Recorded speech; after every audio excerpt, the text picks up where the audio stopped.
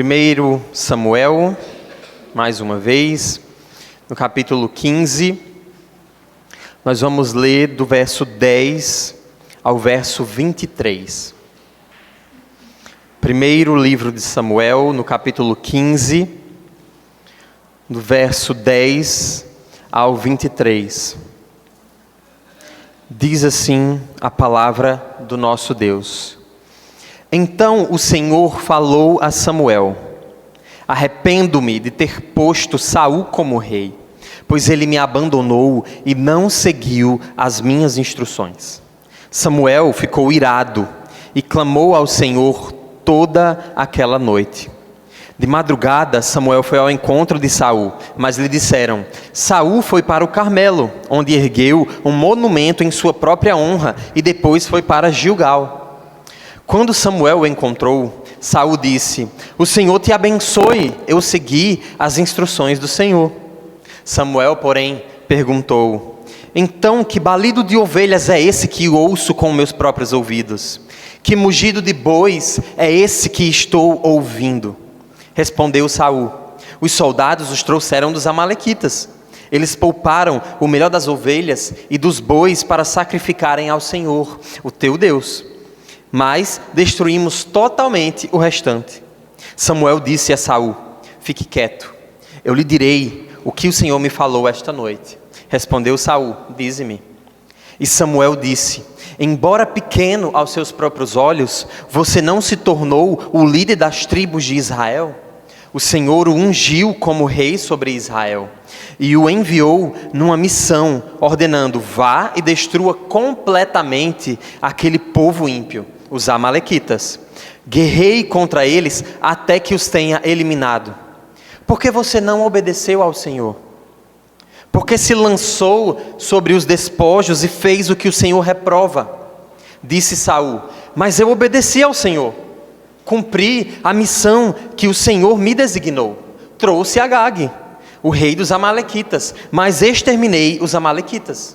Os soldados tomaram ovelhas e bois do despojo, o melhor do que estava consagrado a Deus para destruição, a fim de os sacrificarem ao Senhor Deus, seu Deus, em Gilgal. Samuel, porém, respondeu: acaso tem o Senhor tanto prazer em holocaustos e em sacrifícios, quanto em que se obedeça a sua palavra? A obediência é melhor do que o sacrifício.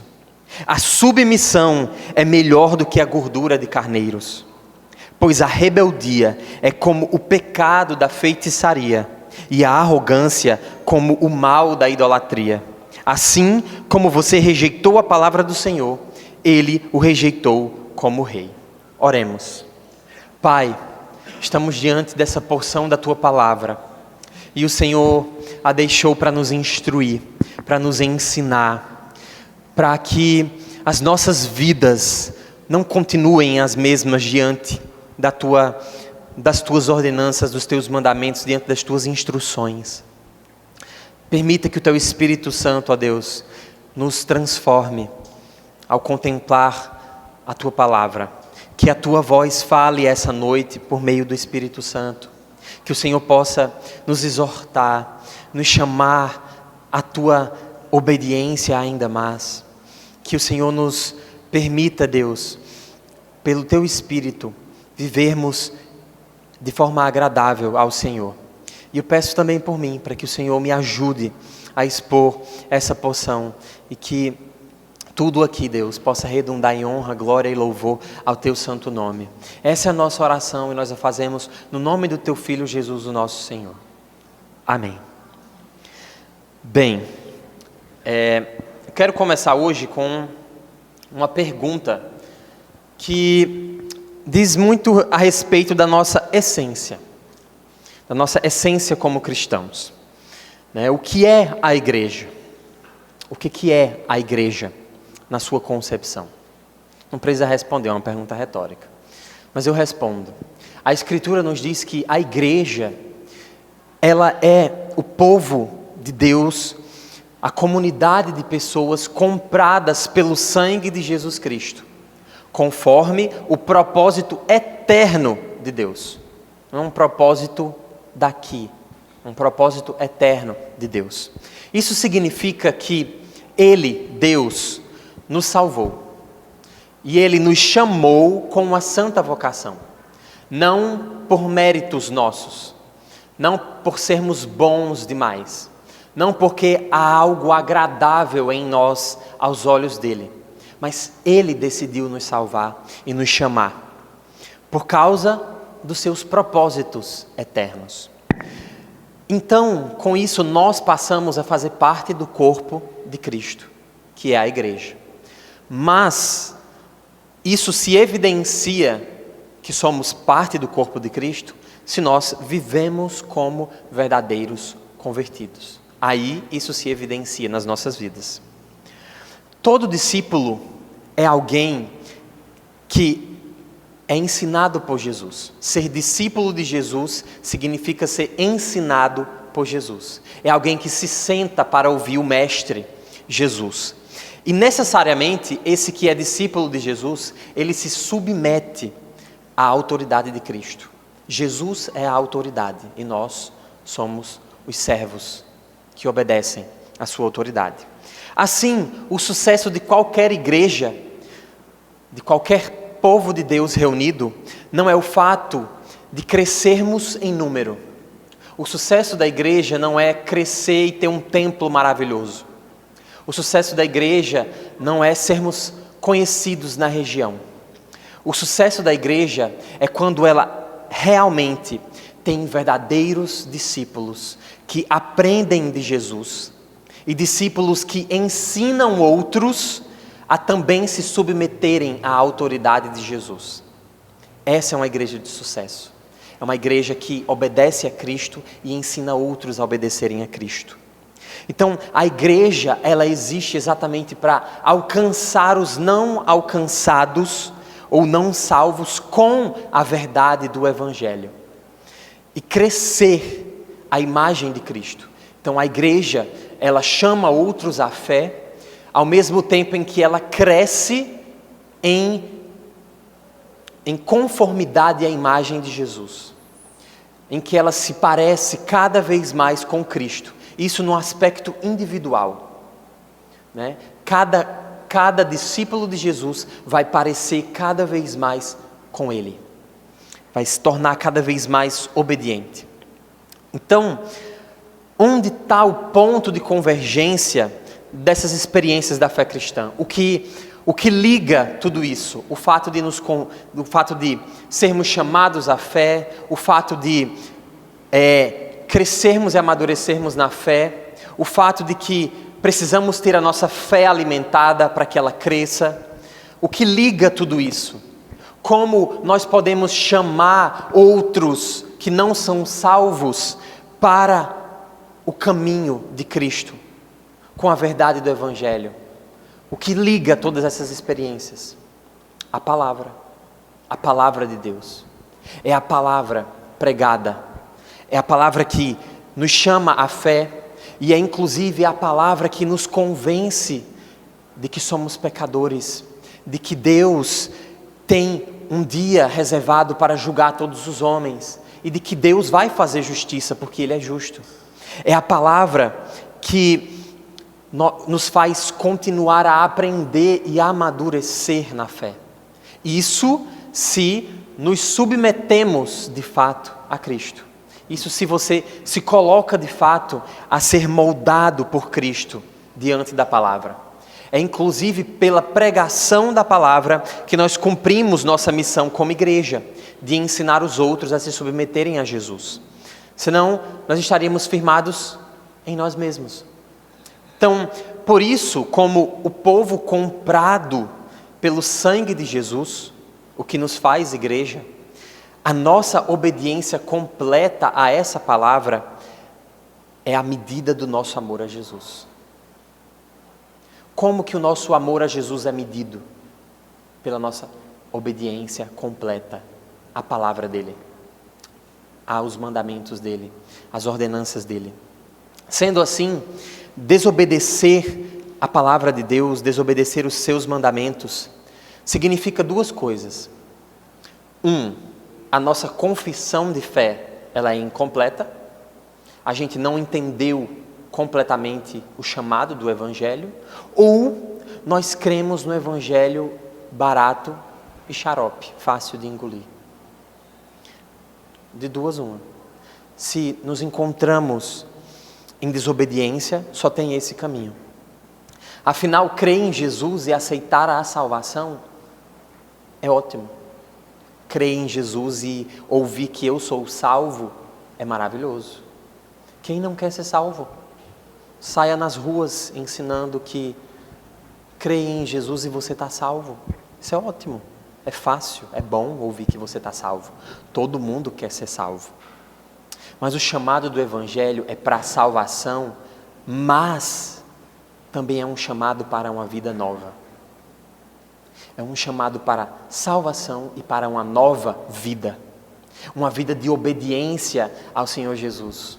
Uma vida de submissão ao senhorio de Jesus. Deus fez Ele Senhor sobre todas as coisas.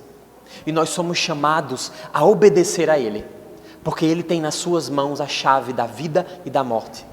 E no último dia Ele concederá a vida aos que o receberam, aos que obedeceram, aos que amaram a Ele até o fim. E a morte àqueles que o rejeitaram. Então, o chamado do Evangelho não é para escravidão dos nossos pecados. Não é para permanecermos como vivíamos antes de Deus. Escravos, escravizados, amarrados, revolvendo na lama do pecado. O que distingue, então, a verdadeira igreja, esse povo comprado pelo sangue de Jesus, dos incrédulos, é a obediência à palavra do Senhor. O nosso compromisso em obedecer a Deus vai evidenciar o fato de sermos verdadeira igreja. É isso que vai no dia a dia nos diferenciar do mundo. Então, é uma vida que evidencia a nova natureza como filhos de Deus. Nós somos novos em Cristo. Temos novas vestes, nova vida em Jesus. Então, já fomos santificados diante de Deus e em santificação diária e contínua, pela palavra nós permanecemos. Nós já fomos santificados diante de Deus, já não somos mais culpados, mas diariamente e continuamente estamos em santificação, buscando a palavra, conhecendo mais dela profundamente, pedindo a Deus que nos revele os nossos pecados, para que, em obediência, sejamos transformados à imagem de Cristo. Logo, quando não obedecemos ao Senhor, nos colocamos no caminho da repreensão. Nos colocamos no caminho da disciplina, no caminho da reprovação por parte de Deus. Não é pela igreja, é por parte do próprio Deus. Quando insistimos na desobediência continuamente, isso revela que o compromisso mais profundo do nosso coração não é com Ele, não é com Jesus, mas com nós mesmos, com os nossos desejos, com nossas paixões mundanas, com os ídolos do nosso coração. A desobediência revela isso, meus irmãos. Representa que a nossa confissão de fé, o compromisso que nós anunciamos no nosso batismo, não é verdadeiro, ou é incompleto. Isso é muito duro. É muito duro ouvir isso, mas é a verdade da palavra. E como igreja, como povo de Deus, chamado por Cristo, o nosso compromisso é exatamente de sinalizar a cada pecador o encontro final com Cristo. Nós apontamos, olha, aqui agora ainda não é o fim, mas haverá um dia que Deus reservou para julgar todos os homens. E esse dia, ele vai ser um divisor de águas eterno para cada um de nós, seres humanos. esse dia não tem mais volta. Então, isso nos diz que Deus, meus irmãos, trata o pecado com muita seriedade. Deus não vai deixar nenhuma palavra sequer sem julgamento. Nenhuma palavra torpe. O pecado é algo que vai totalmente na direção contrária da essência de Deus. Por quê? Porque Ele é santo, santo, santo. Sem contaminação, sem impureza, sem desvio de caráter, sem imoralidade. Ele é perfeito. E Ele só aceita aquilo que é perfeito.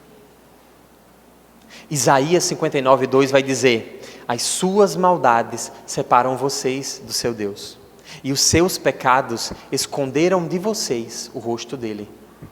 Por isso Ele não os ouvirá. É isso que o pecado traz para as nossas vidas. Separação de Deus. Ele nos separa. Um abismo se instala entre nós e o Deus Santo, porque Ele não comunga com o pecado. Então, não lidar com o pecado de forma séria, de forma cuidadosa, diz muito sobre o quanto levamos o Evangelho a sério. E mais profundo ainda, revela a forma pela qual vemos o sacrifício de Cristo. Como vemos o sacrifício de Cristo? Ele foi importante ou não? Ele mudou algo de fato nas nossas vidas ou não? A forma como obedecemos a Deus diz respeito a isso também. Ao desprezo com que tratamos a cruz. Por quê? Porque Deus sacrificou aquele que era perfeito, perfeitamente obediente, santo como o Pai. Então, aquele que não tinha pecado algum, se fez pecado por nós, em nosso lugar. Ele tomou todos os nossos pecados e nos limpou perante Deus, para que a gente pudesse desfrutar de uma nova vida nele e para Ele. Eu vivo não mais para mim, mas para Ele. Não mais para o pecado, mas para a glória dEle. Por amor a Ele.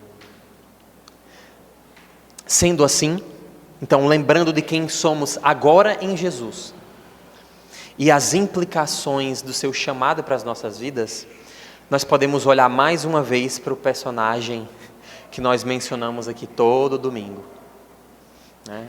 Saul. Quase querido Saul, né? Porque a gente fala tanto nele, né? Que continua a sua jornada para o fracasso. Mais uma vez. Na semana passada nós vimos que, mais uma vez, o mau exemplo de Saul, né? E aprendemos para as nossas batalhas espirituais, né? Saul estava em guerra, mas nós estamos em batalhas espirituais. E aprendemos duas marcas daquele que obedece, pois tem uma fé verdadeira. A primeira marca era de que ele ouve a voz do Senhor. E a segunda marca é de que ele obedece não de forma seletiva, não escolhendo o que obedecer, mas ele obedece completamente, sem ser seletivo. Então, nós já sabemos que Saul fracassou de todas as formas e a sua vida espiritual é o grande fracasso. É o que mais importava diante de Deus e foi onde ele mais fracassou. Porque em batalhas ele venceu, mas diante de Deus ele falhou e muito.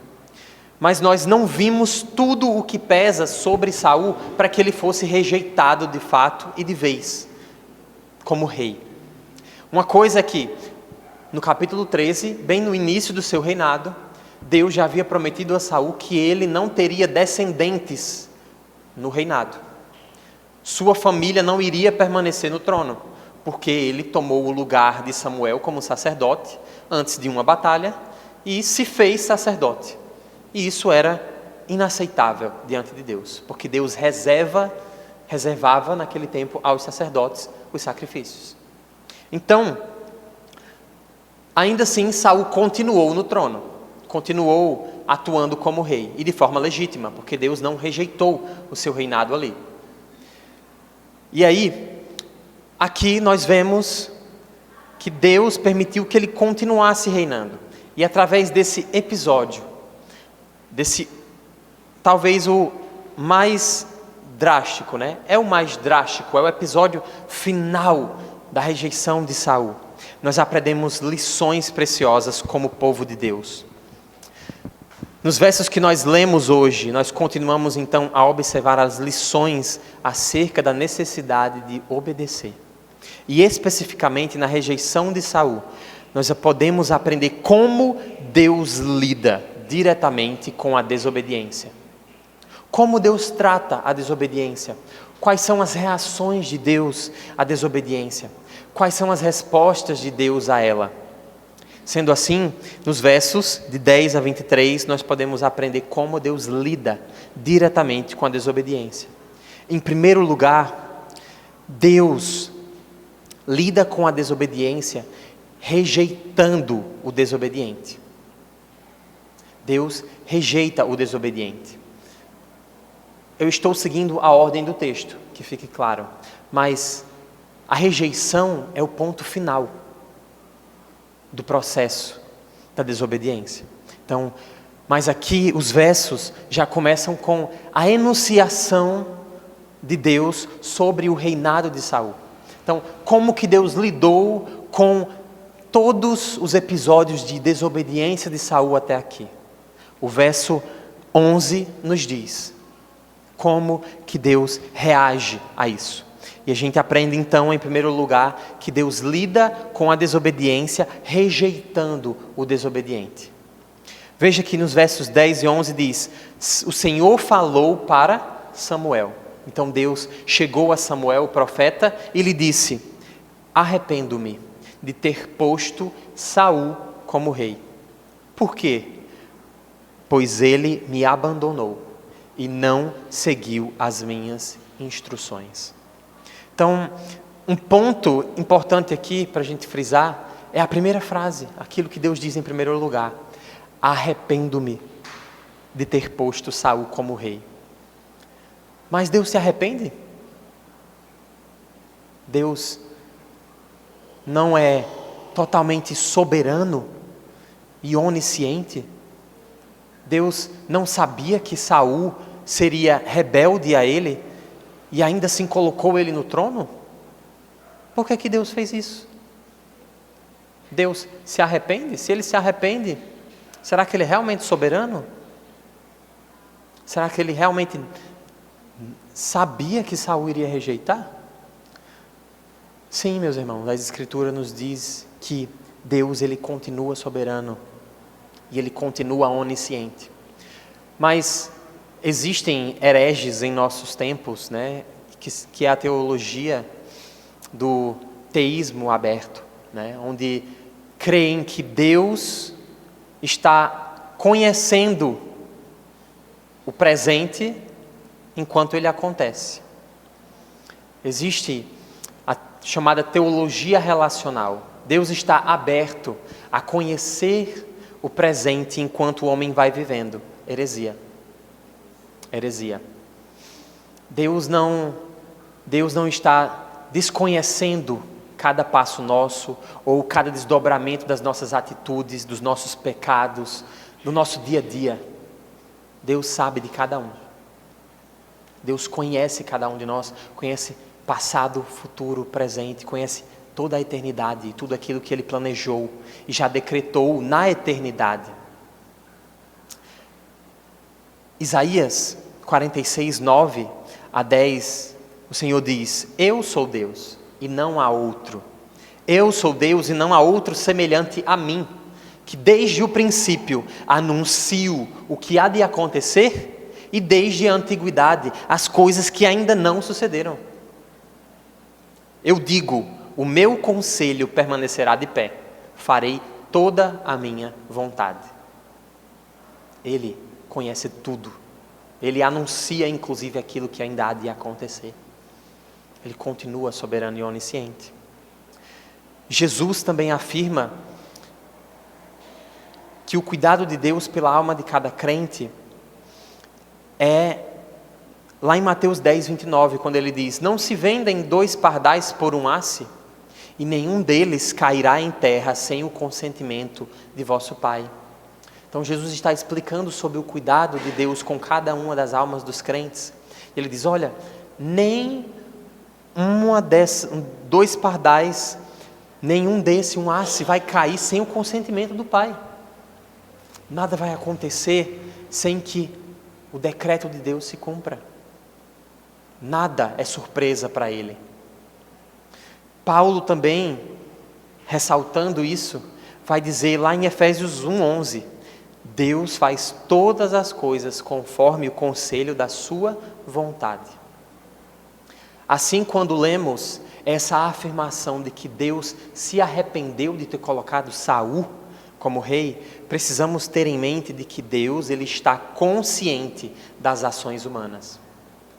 Deus está acompanhando cada passo nosso. Deus está acompanhando cada dia e cada minuto e segundo nosso. As nossas ações, as nossas respostas ao chamado da sua palavra, as nossas respostas aos avisos do Espírito Santo. Deus está acompanhando e reage a cada uma delas de maneira apropriada. Então, logo, Saul deixou de obedecer e Deus reagiu se entristecendo pelo pecado de Saul. Deus ali, quando Saul concretizou a sua desobediência final, Deus se entristeceu. E demonstra isso aqui, dizendo que se arrependeu da escolha de Saul como rei. Assim como ele se arrependeu, por exemplo, de ter feito a raça humana antes do dilúvio, lá em Gênesis 6:6. Antes de Deus trazer o dilúvio, ele anuncia se arrepender de ter feito a raça humana. Mas se não cremos então que Deus reage às ações humanas, se não cremos nisso, que Deus está reagindo, isso não significa que Deus não seria indiferente para nós? Se Deus não reage às nossas vidas, então Ele não está nem aí. Ele é indiferente a cada dia nosso, a cada pecado nosso. Mas a Bíblia nos diz que não. Isso é provado aqui. Deus acompanha cada dia nosso e Ele reage à nossa obediência e à nossa desobediência. Então, Deus, Ele não é inconstante, mas Ele se entristece pela falta de obediência humana. E o seu arrependimento aqui tem algo a nos ensinar, especificamente nessa situação de Saul. É que Deus, Ele exigia de Saul e exige de nós obediência completa e cuidadosa à sua palavra. Daqueles que representam o seu nome. Saul representava Israel e o próprio Deus diante de Israel. E Deus exige obediência completa daqueles que representam o seu nome. Isso diz respeito a nós como crentes, porque carregamos o fato de que somos cristãos, pequenos cristos. Mas não só isso, o fato de sermos o povo reunido de Deus, a igreja. Se a igreja que representa Cristo não vive de modo obediente a Ele, que faça somos nós. Não é verdade? Então, veja que Samuel ouve do próprio Deus que Saul abandonou a ele.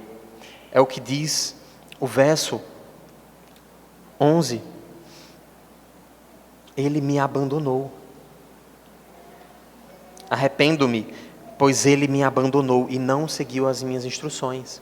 Então essa é uma declaração de Deus acerca de Saul e da conduta de Saul diante de Deus. Quer dizer que ele se desviou de mim. Ele se rebelou de forma grave contra mim. E Deus não admite o pecado. Ainda mais de forma insistente, como Saul aqui se manifestou. O líder da nação, o representante. insistentemente deixando de seguir a Deus. Assim como os israelitas deixaram de seguir o Senhor no deserto, Saul igualmente fez. E acendeu a ira do Senhor contra ele. Então, a ira de Deus se manifesta aqui, rejeitando Saul de vez. Você não serve para me servir. Você não serve para me servir.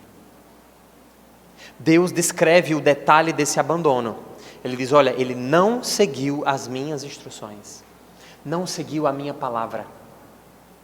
Não seguiu os meus mandamentos, as minhas ordenanças. Aquilo que eu deixei escrito para ser seguido. Então, o texto diz que ele deixou de seguir as palavras que Deus ordenou. Assim, Saul já não mais poderia governar o povo de Deus sem se submeter às ordenanças do próprio Deus. Isso é loucura. Governar o povo de Deus e não se submeter ao próprio Deus. Isso diz respeito a nós também. Ser cristão e não obedecer a Deus. Ser um pequeno Cristo e não obedecer a Cristo. Ser uma igreja e não obedecer ao Senhor dessa igreja. Aquele que nos fez igreja. Isso é inadmissível, igualmente. Então, os versos aqui, o final do verso 11 diz que Samuel se irou e clamou ao Senhor. Mas o clamor de Samuel não foi para que Saul fosse restaurado. Provavelmente aqui o clamor de Samuel foi também de arrependimento, porque foi Samuel quem ungiu Saul para ser rei ali sobre aquela nação. Então, Samuel representava Deus como profeta ali, diante daquele povo. E com certeza para ele também foi muito doloroso olhar para aquele rei e ver a vergonha dele como representante de Deus diante das nações. Um homem desobediente totalmente ao próprio Deus. Então, é um lamento de Samuel àquilo que Saul fez. E também imaginando que isso traria consequências a Israel. Provavelmente, o fato de amalequitas permanecerem vivos traria consequências aos israelitas. Afinal, a gente viu semana passada que os amalequitas eram perversos, terroristas. Terroristas de fato. Então Samuel se entristeceu junto com Deus pelo rei que ele havia constituído sobre Israel. Então, meus irmãos, o que nós podemos extrair aqui de primeira lição nesse fato de que Deus rejeita o desobediente é de que ser um verdadeiro discípulo de Cristo nos obriga, necessariamente ser discípulo de Cristo, nos obriga a obedecer atenciosamente e detalhadamente a palavra de Deus. Não podemos escolher aquilo que vamos obedecer ou não. A segunda lição acerca de como Deus lida diretamente com a desobediência está nos versos 12 a 16. É de que o Senhor, Ele repreende o desobediente. Então, a repreensão, ela vem antes da rejeição. Deus, Ele vai repreender antes de rejeitar, de fato e finalmente. Nós vemos nos versos 12 a 16, então, que Samuel foi ao encontro de Saul. E avisaram para Samuel de que Saul tinha ido ao Carmelo para quê? Para fazer um monumento em sua própria honra. O cara foi fazer uma estátua em honra a ele, porque ele venceu a guerra, venceu os amalequitas. Então, eu acertei, dessa vez eu vou fazer uma estátua para mim. Eu sou o cara. As pessoas precisam ver a minha vitória. Precisa ficar marcado na história o quanto eu sou fera, o quanto eu fui obediente ao Senhor. Então, ele levantou um monumento em sua honra, para honrar a sua vitória, perpetuar a sua fama. Só que, aqui nós vemos que o plano de Saul, desde sempre, se revela agora. O que era que Saul queria a todo tempo, meus irmãos? Mudando os planos, fazendo sacrifício na hora que não era para fazer, e não fazendo sacrifício na hora que era para fazer. fazendo tudo conforme a sua vontade. O que era que Saul queria? Perpetuar a sua glória, fazer estátuas em sua própria honra, mostrar que ele era alguém importante diante do povo de Deus. Então Saul queria fazer o mesmo que os outros reis daquela época faziam. Então veja que a mente de Saul não está na fidelidade ao Senhor, mas em ser igual aos reis das outras nações, que venciam batalhas e faziam estátuas em sua própria honra. Então veja que Saul não estava sendo educado nos mandamentos do Senhor e naquilo que o Senhor tinha para ele. Eu vou fazer como eu acho que deve fazer. Olha, eu vou misturar aquilo que Deus me manda fazer com aquilo que eu quero que faça, que eu quero que fique. Eu vou vencer a guerra, mas eu também vou fazer uma estátua para mim. Então, você vê aí a deturpação da fidelidade a Deus. Você vê essa chance de vou mudar um pouquinho aquilo que Deus mandou eu fazer. E de início, quando foi chamado para ser rei, Saul hesitou. Não é à toa que Samuel diz aqui no verso 17 mais à frente, embora pequeno aos seus próprios olhos. Então veja que Saul se considerava pequeno aos seus próprios olhos. E ele é de fato muito pequeno. E provavelmente ele se achava pequeno e por isso ele dizia, nossa, eu não posso ser rei, porque eu sou muito pequeno, eu não tenho honra. E aí a gente vê que ele se perdeu, se considerava pequeno e de fato era, mas passou a se achar grande demais, por cumprir uma pequena parte daquilo que Deus o mandou fazer. Então, Saul se envaideceu pela vitória na guerra, e ele busca glória aos olhos de Israel, e isso chega a ser irônico, o fato dele fazer essa estátua, porque logo depois, logo em seguida, Samuel chega repreendendo ele, quase como a gente diz, uma voadora nos peitos, quase que uma voadora nos peitos, chega repreendendo ele, e ele recebe então de vez o comunicado da sua rejeição por parte de Deus, logo depois dele se sentir tão bem. Aqui ele está se sentindo muito bem, muito cheio de glória, ótimo, porque ele conseguiu fazer o que ele queria. E aí nós vemos então no verso 13 que ele insiste em dizer que fez a vontade do Senhor. O Senhor te abençoe. Eu segui as instruções do Senhor. Veja a ousadia de Saul. O Senhor te abençoe. Samuel chega para Saul e Saul se sente tão obediente a Deus a ponto dele achar que ele poderia abençoar o profeta. O Senhor te abençoe. Eu segui o que o Senhor me ordenou. A vaidade, a hipocrisia, a cegueira,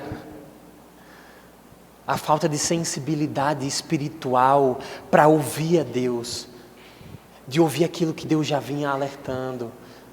Você não é muita coisa, olha, você achou que ia libertar, e eu fui lá por meio de Jonatas e libertei o povo. Você só é um instrumento que eu ungi para fazer a minha vontade. Tu não é muita coisa não. Eu te chamei para me obedecer, não foi para aparecer, não foi para fazer a sua vontade misturada com a minha. Então, isso é muito irônico de ver isso aqui, porque o erro de Saul foi exatamente poupar, guardar o que era melhor. Quando Samuel pergunta dos animais, Saul então começa a se defender. Veja comigo, aí Samuel perguntou no verso 14, então que balido de ovelhas é esse que eu estou ouvindo com meus próprios ouvidos? E esses bois mugindo aí? Deus não falou para você destruir tudo completamente? Que tudo que você destruísse seria oferecido em sacrifício a Ele para a destruição? Que bois e ovelhas é esse que eu estou ouvindo? De onde foi que veio isso? E aí veja que Saul responde: olha, os soldados os trouxeram dos amalequitas. Não foi ele não, foi os soldados. Veja que ele tira a mão dali, né? Oh, não foi eu não, oh, foi os soldados. Os soldados trouxeram dos amalequitas. Eles pouparam o melhor das ovelhas. Não foi eu não, eu fui obediente ao Senhor. Eles trouxeram os bois para sacrificar. Olha a coisa boa que eles fizeram. Eles trouxeram para sacrificar a Deus. Que engano. Mas veja que ele se inclui agora no final. Mas destruímos totalmente o restante. Veja que ele não deixa tudo lá. Na parte de destruir, ele diz: olha, mas eu destruí junto com eles. Então, é engraçado, para não dizer trágico, né? Quanta insensibilidade, quanta indisposição em ser fiel a Deus. Quanta falta de zelo com aquilo que Deus deixou para ser seguido. Para nós, como isso se aplica? Olha, o Senhor nos ensina, toda a Escritura é inspirada por Deus e útil para o ensino, para a repreensão, para a correção e para a educação na justiça. Toda a Escritura, toda ela, nos ensina como vivermos para a glória de Deus. Os versos seguintes dizem: para que todo homem seja perfeito e perfeitamente habilitado para toda boa obra. Então, Deus nos deixou toda a Escritura para que por meio dela a gente obedeça a Ele. E assim sejamos perfeitos, como Ele é perfeito. E sejamos também perfeitamente habilitados para toda boa obra que Ele nos chamou para fazer. Então, sermos fiéis à Escritura, conhecermos a Escritura, nos aprofundarmos nela, é o caminho para que não sejamos repreendidos pelo Senhor. Sermos cada vez mais, por meio da Escritura e fidelidade a ela, perfeitos e perfeitamente habilitados para servi-lo. A terceira lição preciosa aqui, que Deus nos ensina sobre a desobediência, está nos versos 17 ao 23. É de que o Senhor corrige o desobediente. Então, como eu falei, não é uma sequência cronológica, né? É como o texto nos expõe. Mas a correção, ela vem em primeiro lugar. Deus primeiro vai nos corrigir, vai nos mostrar. E aqui, nos versos 17 a 22, o que acontece? Samuel falou então para Saul: embora pequeno aos seus próprios olhos, você não se tornou o líder das tribos de Israel? Você se achava pequeno, mas Deus te colocou nessa tarefa. Deus te ungiu para servir a Ele. O Senhor o colocou como rei e te enviou numa missão. Lembra da missão que eu cheguei para você e te falei? Vá e destrua completamente aquele povo ímpio, os amalequitas. Guerreie contra eles até que os tenha eliminado. Os elimine completamente. Foi essa a ordem de Deus. No verso 19, Samuel pergunta: por que você não obedeceu ao Senhor? Confrontação. Pergunta, confrontando para corrigir. Por que você não obedeceu ao Senhor? Por que você se lançou sobre os despojos, sobre os bois, ovelhas, e fez o que o Senhor reprova. Por que você fez isso, Saul? Saul disse: mas eu obedeci ao Senhor, eu cumpri a missão que o Senhor me designou. Olha, eu trouxe Agag, o rei dos amalequitas, mas eu exterminei os amalequitas. Os soldados, eles tomaram ovelhas e bois, o melhor do que estava consagrado a Deus para a destruição, a fim de quê? A fim de sacrificar para Deus. Olha, que coisa boa. Mas Samuel respondeu, e que é o grande ensino aqui, que nós devemos guardar no coração. Verso 22, por acaso, tem o Senhor prazer em holocaustos e em sacrifícios, quanto em que se obedeça a sua palavra? A obediência é melhor do que o sacrifício. Obedecer é mais importante do que sacrificar. E a submissão é melhor do que a gordura de carneiros. Por quê? Porque a rebeldia é como o pecado da feitiçaria, e a arrogância é como o mal da idolatria. Assim como você rejeitou a palavra do Senhor, Ele te rejeitou como rei. Então veja que Samuel destaca: você fez o que Deus reprova. Dessa forma como você agiu, você fez exatamente aquilo que Deus reprova.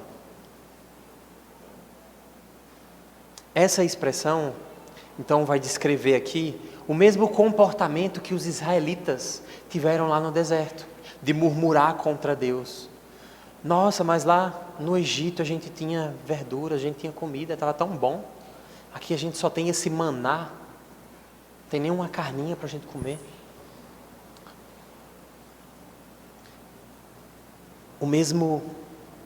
A mesma constatação de Deus para o coração de Saul é a constatação que Deus fez sobre o coração dos israelitas no deserto.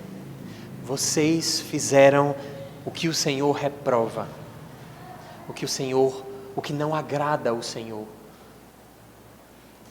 Então, assim como foi o que o povo de Israel fez no período dos juízes. Então, é algo que frequentemente é associado à idolatria.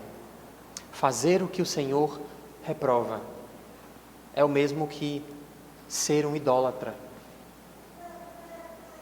Saul aqui, ele não é acusado de idolatria, mas a sua rebelião a Deus, a sua rebelião em não fazer exatamente o que Deus o ordenou, a sua rebelião em desviar-se da fidelidade completa ao que Deus ordenou, representa a rebelião. Você é um rebelde diante de Deus. E essa rebelião é tão séria quanto adorar outros deuses, quanto prestar culto a um outro Deus. Então veja que Deus está olhando para Saul e dizendo: o seu coração não é para comigo.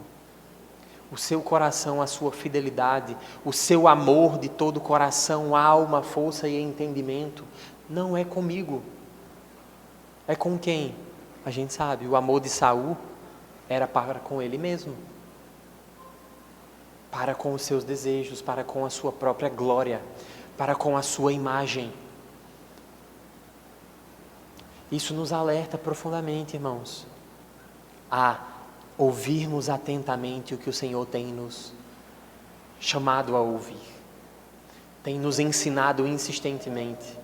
Olha, eu estou te avisando, não vai por aí, não caminha dessa forma. E o Espírito Santo, ele faz isso nas nossas vidas.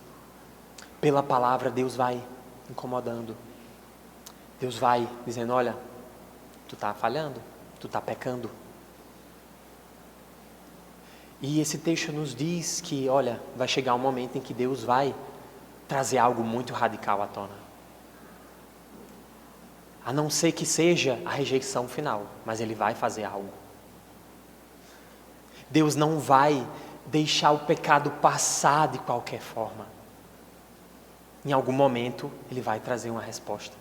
E ela vai ser muito dura. E ela pode ser o nosso desastre final. Se não o ouvirmos. Se insistentemente não dermos ouvidos à sua voz. Não obedecermos ao que Ele tem nos indicado insistentemente pela palavra. Então, veja que Saul tenta se defender, mudando a expressão. Ele não fala assim, olha, eu poupei Agag. Ele diz, olha, eu trouxe Agag de volta. Ele muda, olha, eu não poupei ele não, eu trouxe ele. Eu não fui infiel não. Me ajuda Samuel, eu não fui infiel. Eu trouxe Agag, eu estava ajudando, estava sendo fiel a Deus. E ele coloca nos soldados a culpa de carregar os animais. E aqui quando Samuel diz que a rebeldia é como o pecado da feitiçaria, essa rebeldia, ela diz respeito a uma pessoa que exerce pressão para impor a sua vontade. O rebelde, ele está insistentemente ali querendo que a sua vontade seja feita e pressionando para que isso aconteça.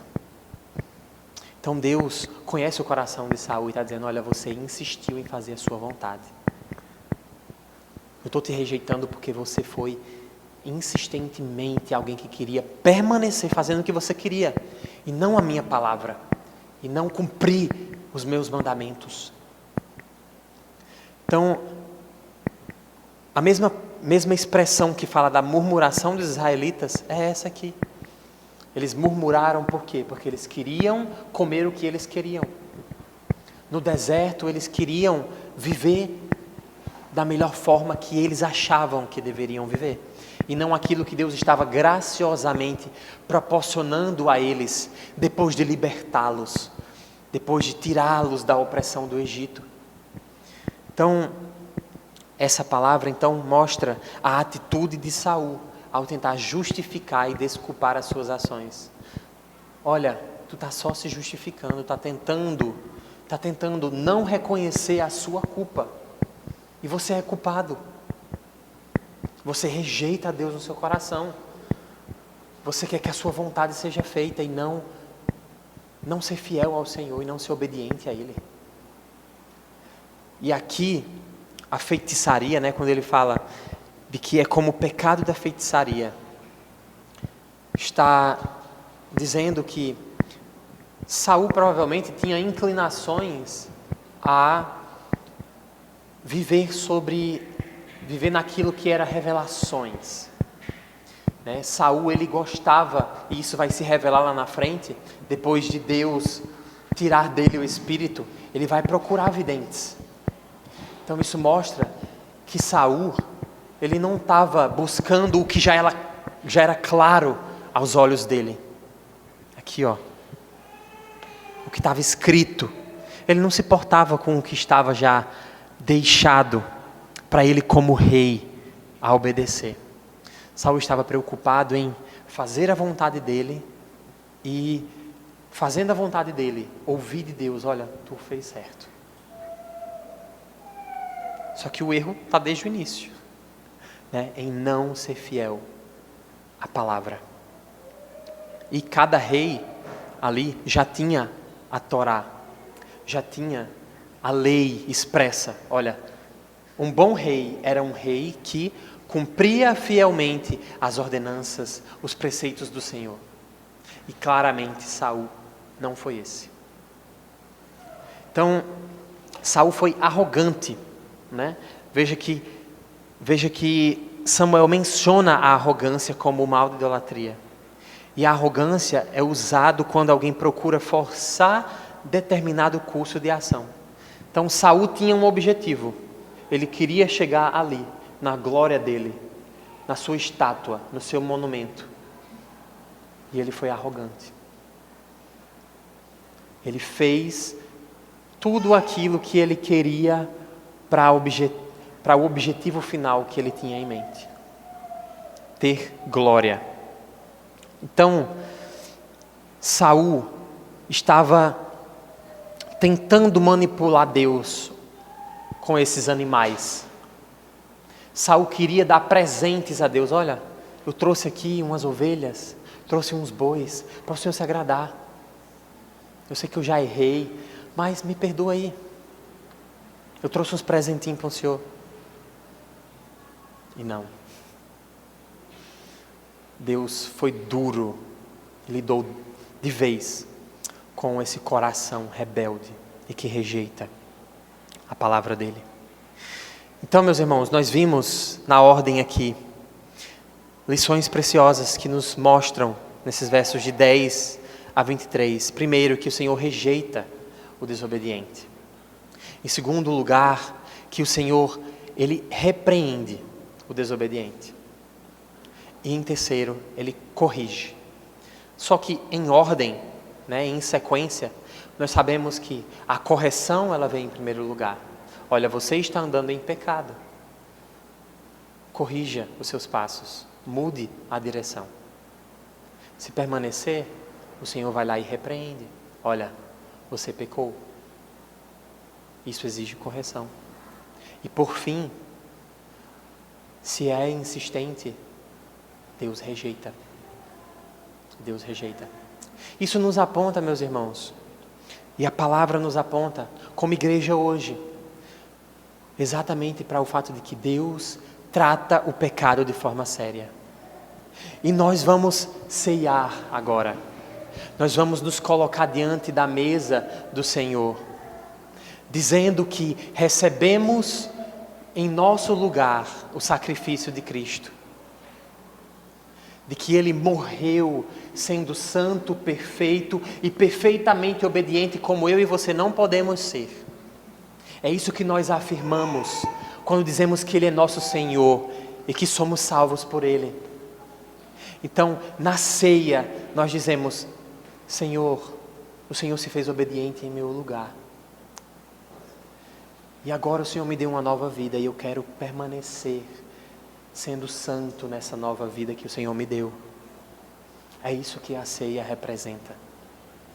Eu estou lembrando, Senhor, que o sacrifício de Cristo me deu uma nova vida. E eu quero permanecer nessa vida. Eu quero ser lembrado de que eu faço parte desse povo que o Senhor comprou, que se assenta à mesa com o Rei para a comunhão. Porque nós não somos mais incrédulos, nós não vivemos mais como o mundo, mas nós vivemos para Ele, para a glória dEle. E isso significa que temos compromisso com a Sua palavra e queremos ser obedientes a ela, cada vez mais obedientes a ela, transformados à imagem desse Cristo que nos salvou. Então, formalismo religioso sem obediência, fazer tudo que um crente faz sem obedecer é vazio. É o que a palavra nos diz, isso é vazio diante de Deus. Isso é vazio diante do Senhor.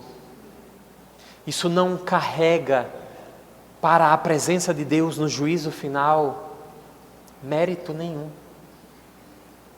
Pelo contrário, isso nos garante condenação. Que o Senhor tenha misericórdia de nós. A única maneira de ter um relacionamento saudável com Deus é se submetendo à sua vontade. Onde está a vontade de Deus? Aonde ela está? Aqui. Aqui na palavra. E é amando a ela, é conhecendo e obedecendo a ela, que somos verdadeiros discípulos de Jesus. E verdadeiramente salvos. E verdadeiramente salvos. Obedecendo aos mandamentos, aos padrões e à ética do reino de Jesus. Fique de pé, vamos orar.